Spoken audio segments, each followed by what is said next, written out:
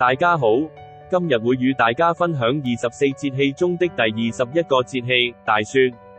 大雪通常出現在每年的11月22日至12月8日左右，它標誌着冬季的深入，天氣逐漸寒冷，降雪頻繁，寒潮也開始影響大部分地區。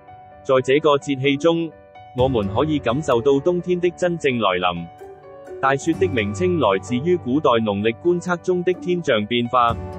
當大地上的水分被逐漸凝結成冰晶並降落為雪的時候，冬天便真正到來了。這個時期的降雪量相對較大，覆蓋了大地，使得整個世界都被白雪覆蓋，美得如同仙境一般。大雪是冬季的重要節氣，它對農業和人們的生活有着重要的影響。在農業方面，大雪時節正是麥田和其他作物休眠的時候，積雪可以起到保暖的作用，保護農作物的根部不受嚴寒的侵襲。同時，雪水的滲透還能為土壤提供水分，為農作物的生長奠定基礎。在人們的生活中，大雪也有着獨特的意義。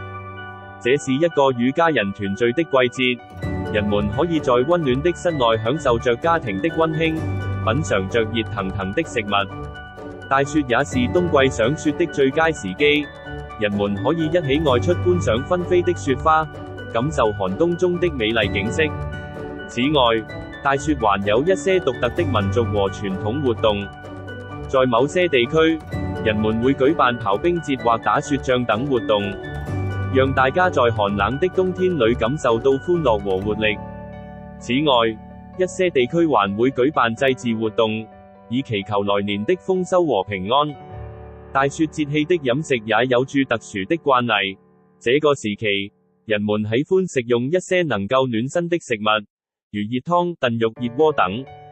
這些食物不僅可以補充能量，還能讓人們感到溫暖和滿足。